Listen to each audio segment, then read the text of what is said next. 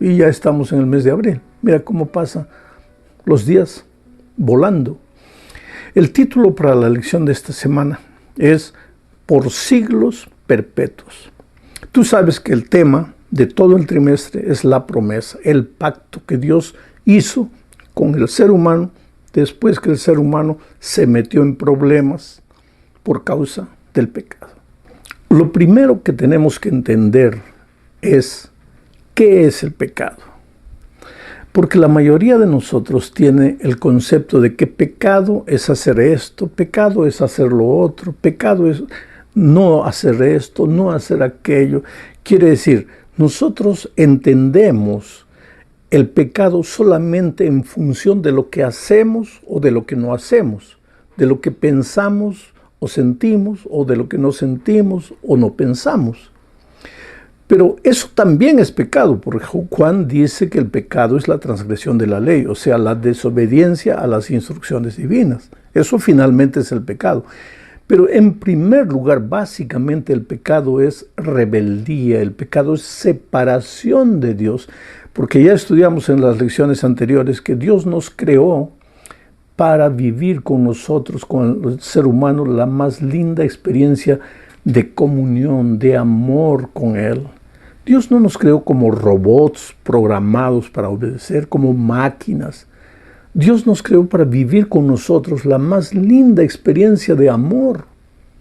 Infelizmente, Adán y Eva se separaron de Dios. Decidieron escoger su propio camino y ese camino era camino de muerte. Y al alejarse de Dios, lógicamente se metieron en problemas porque Dios era la fuente de la vida. Dios es la propia paz. Dios es la fuente del amor y la fuente de las bendiciones. Cuando el ser humano se separa de Dios, pues ahí se mete en problemas, porque en lugar de vida encuentra muerte. En lugar de paz encuentra guerra, encuentra problemas, dificultades. En lugar de bendiciones encuentra maldiciones. Ahora, no es que Dios te castiga porque te has ido de Él, no, sino que tú solo te has metido al territorio del enemigo. Y el enemigo, cuando entras a su territorio, te esclaviza. Y su objetivo es destruirte por completo. Pero entonces, cuando Adán y Eva se metieron en problemas, pues apareció Dios. Y les dijo, hijos, ustedes se han metido en dificultades. Ustedes lo han arruinado todo. Entonces yo voy a hacer un pacto con ustedes. Y ese pacto involucra 3 cosas. No te olvides de eso. En cualquier de los pactos que vamos a estudiar durante el trimestre, no te olvides de esas 3 cosas. El pacto de Dios consiste en 3 cosas. Primero, ¿cuál es la parte de Dios? Dios dice, yo voy a resolver tu problema del pecado. Yo te voy a ayudar. ¿Cuál es tu parte? Tú vas a andar en mis caminos, vas a seguir mis instrucciones, vas a prestar atención a mis consejos. Esa es la segunda parte, la parte del hombre. Y todo esto, ahí viene la tercera parte, es por gracia, es gratis. Tú no pagas nada, tú no mereces nada. Tú simplemente lo recibes todo por gracia. Ahora puedes preguntarte, pero cuando el ser humano sigue las instrucciones divinas, ¿no está haciendo algo? No, porque hasta eso, el hacer y el querer es por la voluntad de Dios. El caminar en las instrucciones divinas después de la entrada del pecado es resultado de lo que Dios hace en ti. Él implanta la nueva naturaleza en ti. Él te da la asistencia permanente de su Santo Espíritu para que tú aprendas a caminar con Dios. Entonces, empezamos la lección de esta semana hablando del pecado. Miren lo que sucedió. Voy a leer Génesis capítulo 5, versículos 1 y 3. Este es el libro de las generaciones de Adán. El día en que creó Dios al hombre, a semejanza de Dios lo hizo. Y vivió Adán 130 años y engendró un hijo a su semejanza, conforme a su imagen, y llamó su nombre Set. Tal vez el lector apresurado no se da cuenta de lo que está embutido en este texto. Cuando Dios creó a Adán, Adán fue creado a imagen y semejanza de Dios. Perfecto, reflejando el carácter de Dios. Pero cuando Adán engendró a Set, lo engendró a su imagen y semejanza, o sea, con el carácter ya distorcido, distorsionado, con tendencias horribles al pecado. Dios lo creó a Adán perfecto, a Eva. Ellos se separaron de Dios, comenzaron a arruinarse, a deteriorarse. La imagen de Dios se comenzó a deformar en ellos. Y cuando Adán engendra un hijo, ya ese hijo viene no más a semejanza de Dios, sino a semejanza del hombre. Y el ser humano se va degenerando, es como una fruta. Tú compras una banana bonita, medio verduzca todavía, pero si pasa un día, se vuelve amarilla, pasa otro día, más amarilla, pasa otro día, comienza a mosquearse, comienza a negrearse, y en poco tiempo ya está podrida. Así fue con el ser humano. Cuando él estaba en la presencia de Dios, cuando salió de las manos de Dios, era perfecto, pero poco a poco se fue deteriorando. Y eso es lo que vamos a leer en el siguiente texto, Génesis 6, versículos 5 y después el 11. Y vio Jehová que la maldad de los hombres era mucha en la tierra, y que todo designio de los pensamientos del corazón de ellos era de continuo solamente el mal. Y se corrompió la tierra delante de Dios, y estaba la tierra llena de violencia. Oh, mi amigo querido, poco a poco el ser humano se fue deteriorando, hasta que llegamos al tiempo de Noé. Este texto que acabo de leer ya está hablando de los comienzos de la experiencia de Noé. ¿Qué dice? Toda la humanidad estaba deteriorada.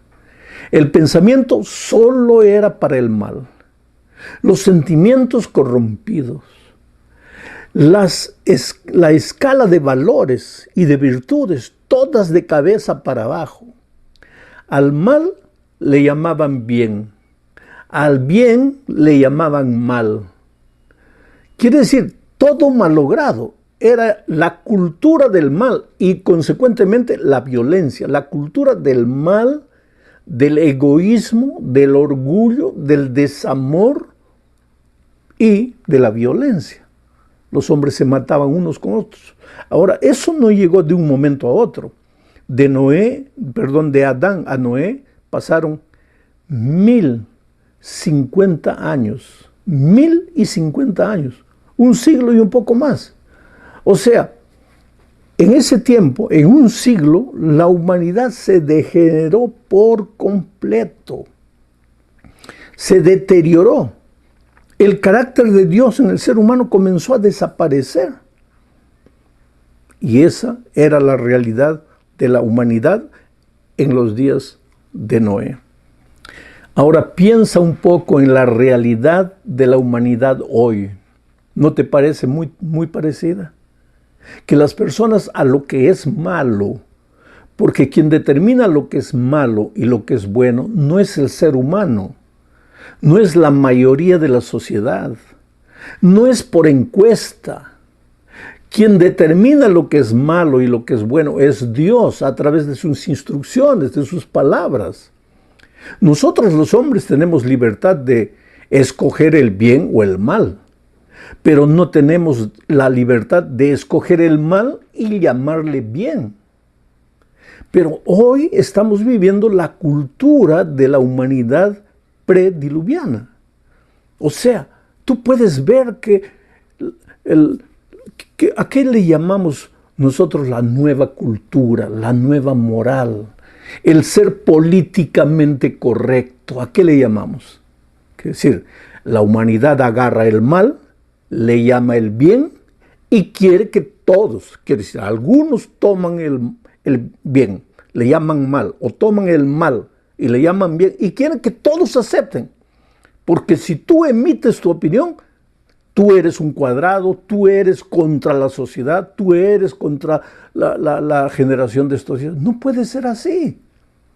Quiere decir, todos tienen derecho de escoger el camino que quieran, pero no tienen derecho de agarrar el bien y llamarle mal, o de agarrar el mal y decir, esto es lo correcto, esto es lo bueno, porque la fuente de la moral es Dios, no es el ser humano. Pero antes del diluvio, la humanidad estaba pensando de esa manera, parecida, muy parecida a nuestros días. Por eso Jesucristo dijo, como en los días de Noé, así será los días antes de mi venida a esta tierra. Como en los días de Noé, es lo que estamos viviendo en estos días. Bueno, vamos a la lectura ahora de Génesis 6, 8 y 9. Porque Dios siempre tuvo un remanente. No es que toda la humanidad estaba perdida, siempre había una generación, un grupo, un remanente de gente que, a pesar de cargar su naturaleza pecaminosa, a pesar de haber nacido con tendencias, pues obedecía a Dios, trataba de andar en sus caminos, prestaba atención a Dios. Y había un hombre antes del diluvio con estas características. Génesis 6, 8 y 9 dice, pero Noé halló gracia ante los ojos de Jehová. Halló gracia, escucha la palabra gracia. Estas son las generaciones de Noé. Noé, varón justo, era perfecto en sus generaciones. Con Dios caminó Noé. Interesante, en medio de toda la humanidad deteriorada moralmente, donde los hombres escogían sus propios caminos y querían que todos aceptasen los caminos equivocados que ellos escogían, en medio de esa generación surgió un hombre llamado Noé. ¿Y qué dice el texto? Dice que Noé encontró gracia a los ojos de Dios, porque solamente por gracia eres salvo y solamente por gracia puedes andar en los caminos de Dios. Y Noé caminó con Dios, anduvo con Dios, y como resultado de no separarse de Dios, de vivir cerca de Dios, en comunión con Él, ¿cuál fue el resultado? Fue un hombre justo y perfecto en sus generaciones. Un hombre justo y perfecto. ¡Qué maravilla! Si Dios pudiera venir hoy y decirnos así, tú eres un hombre justo, tú eres una mujer perfecta. Y no es porque Noé no haya cometido errores. Noé una vez se emborrachó y quedó desnudo en la calle. Y todo el mundo se burlaba. Sus propios hijos se burlaban. Dime, ¿ese es un hombre perfecto? ¿Un hombre borracho, desnudo en la calle? ¿Ese es un hombre perfecto? Claro que no. Pero entonces, ¿cómo Dios dice que no era perfecto? Es que en el momento que él estaba borracho, se había separado de Dios. Separado de Dios ya estaba mal. La borrachera fue consecuencia. Nadie se emborracha estando al lado de Dios. Para emborracharse, primero hay que separarse de Dios. Nadie mata al estar con Dios. Para matar hay que separarse de Dios. Y Noé, en ese momento que se emborrachó y hizo todo ese escándalo, estaba separado de Dios. Pero cuando él inmediatamente se dio cuenta de su situación, volvió a Dios. Volvió a Dios y entonces caminó a lo largo de su vida con Dios. Al principio cayendo y levantando, pero caminó con Dios y encontró gracia a los ojos de Dios. Y la gracia involucra el perdón y al mismo tiempo el poder para que tú vivas una vida perfecta. Qué cosa maravillosa. Quiere decir que si Noé pudo ser perfecto, tú también puedes ser. ¿Por qué? Porque tú también puedes volver a Jesús y encontrar gracia en Él. Bueno, Dios hizo un pacto con Noé antes del diluvio. El diluvio iba a destruir toda aquella generación. ¿Por qué? El diluvio iba a destruir toda aquella generación. Ahora, ¿por qué? Yo no voy a filosofar en este momento contigo. No voy a querer entrar al pensamiento de Dios. Yo no voy a querer explicar los misterios de Dios. Pero te voy a hacer una ilustración. ¿Por qué Dios, la fuente del amor, destruyó o permitió que un diluvio acabase con la humanidad todo. ¿Por qué? Te voy a hacer la ilustración del brazo y de la gangrena. Si estás con gangrena y vas al médico, dime, ¿el médico quiere matarte o quiere salvarte? ¿Cuál es la función del médico? En estos días de pandemia, yo veo médicos llorando, enfermeros, enfermeras llorando, porque no pueden hacer más, porque no pueden curar, porque no pueden sanar a las personas que están muriendo.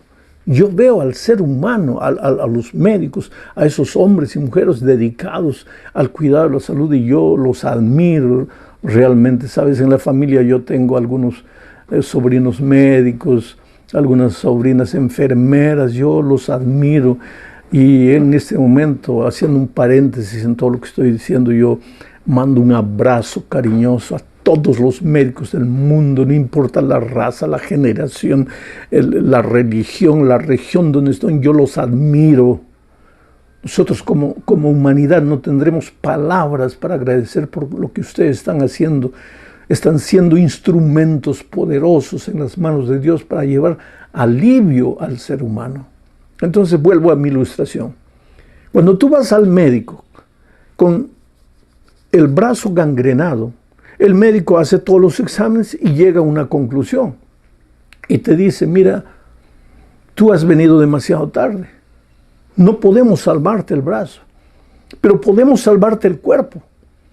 Entonces, para poder salvar tu cuerpo, vamos a tener que amputar el brazo. Vamos a tener que cortar el brazo porque está todo gangrenado. Ahora, cuando el médico te hace la cirugía y te amputa el brazo, ¿es porque no te quiere? ¿Es porque te está castigando? ¿Es porque quiere que te quedes manco? No, Él quiere salvarte. Entonces, salvando las diferencias, vuelvo a la ilustración. ¿Por qué Dios permitió que el diluvio acabase con la humanidad? La humanidad estaba gangrenada. Ya, el pensamiento, levantaban de mañana pensamiento al mal, sentimiento al mal, acciones al mal. La gente llena de violencia, no querían saber nada de Dios y se arruinaban. Era necesario, usando mi ilustración, no entrando en la mente de Dios, ni queriendo dar la explicación de Dios, usando la ilustración, era necesario que se salvase una generación nueva. De esa generación Dios podría construir, edificar, formar un pueblo obediente. Por eso Dios vino e hizo un pacto con Noé, y ese pacto está en Génesis 6:18. Vamos a leer. Dice, mas estableceré mi pacto contigo, y entrarás en el arca tú, tus hijos, tu mujer y las mujeres de tus hijos contigo. Ahí está el pacto. ¿Y dónde están los tres elementos? Dios llega y dice, yo te salvaré. El diluvio va a destruir a la humanidad, pero yo te salvaré. Tú no tienes nada que temer, no tengas miedo. Esa es mi parte, yo te salvaré. ¿Cuál es tu parte? Tú entrarás al arca. Tú, tu esposa, tus hijos. Y todos los que quieran entrarán al arca. Y todo esto por gracia. Porque no es porque tú construiste un arca que te vas a salvar. Quien te va a salvar soy yo. El arca es apenas el instrumento. Esto es como la iglesia. No es porque eres miembro de la iglesia que te vas a salvar. Dios es el que te salva. El Señor Jesucristo es el que te salva. La iglesia es como el arca, apenas un instrumento. Ahora tú imaginaste cuando Noé y su familia entraron al arca. El olor que debería haber en esa arca. Animales, porque Dios mandó también entrar animales. ¿A dónde echaban los desechos de esos animales? Todo el excremento, el olor de esos animales. ¿Tú imaginas? En un arca todos encerrados. Pero el arca era el instrumento a través del cual Dios quería salvarlos. Así también es la iglesia. Tú a veces vas a la iglesia, encuentras mal testimonio, encuentras gente chismosa, gente envidiosa, gente orgullosa, y no te atrevas a decir, me salgo. No, si tú te sales, te caes al abismo. Tienes que quedarte ahí, porque débil o imperfecta como la iglesia puede ser, es la niña de los ojos de Dios. Es el instrumento que Dios va a usar para salvarte. Bueno, vamos a la cuarta parte del estudio, y aquí vamos a hablar de la señal del arco iris. Cuando terminó el diluvio, apareció un arco iris en el cielo. Y entonces apareció Dios, y mira lo que le dijo a Noé. Génesis 9, 12 y 13. Y dijo Dios: esta es la señal del pacto que yo establezco entre mí y vosotros, y todo ser viviente que está con vosotros.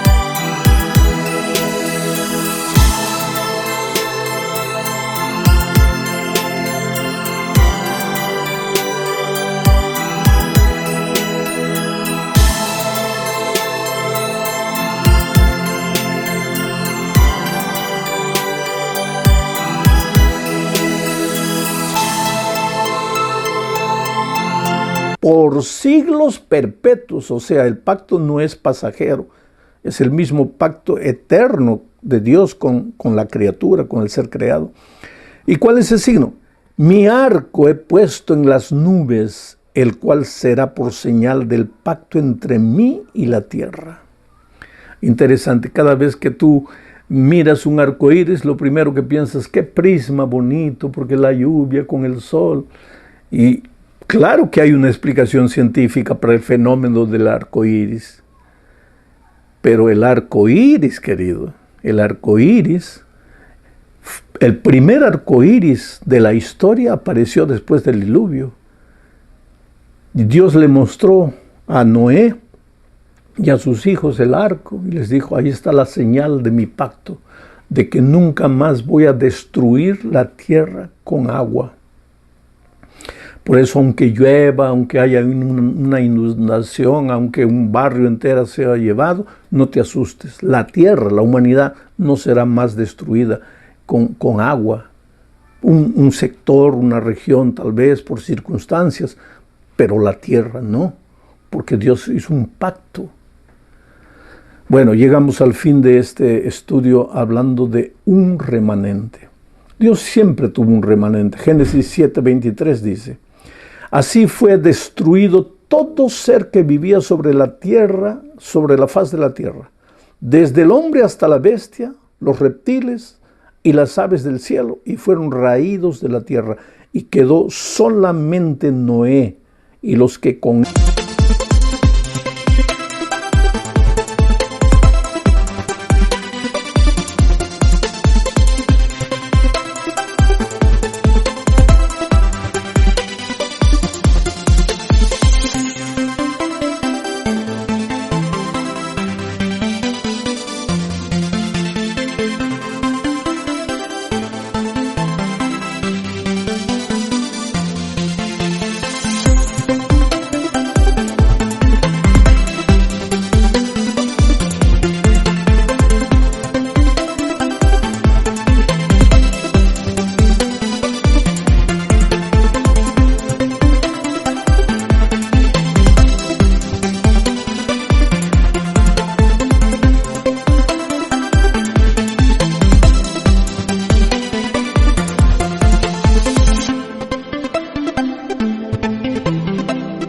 él estaban en el arca. Hubo un remanente que se salvó. Y ese remanente no es solo en aquellos días, porque si tú vas a Apocalipsis verás que Dios en nuestros días también tiene un remanente de hijos que, vuelvo a repetir, aunque humanos, aunque con tendencias, aunque con su naturaleza pecaminosa, aunque cayendo y levantando, son un remanente de hijos que intentan caminar en los caminos de Dios, humildes y que prestan atención a las instrucciones divinas. Leo Apocalipsis 12, 17. Entonces el dragón se llenó de ira contra la mujer y se fue a hacer guerra contra el resto de la descendencia de ella. ¿Y quiénes son ellos? Los que guardan los mandamientos de Dios y tienen el testimonio de Jesucristo. Interesante. Dios en nuestros días tiene un remanente. La humanidad toda puede estar deteriorada, pero Dios tiene un remanente. Tienes que pedirle a Dios que te ayude a formar parte de ese remanente, a ser humilde,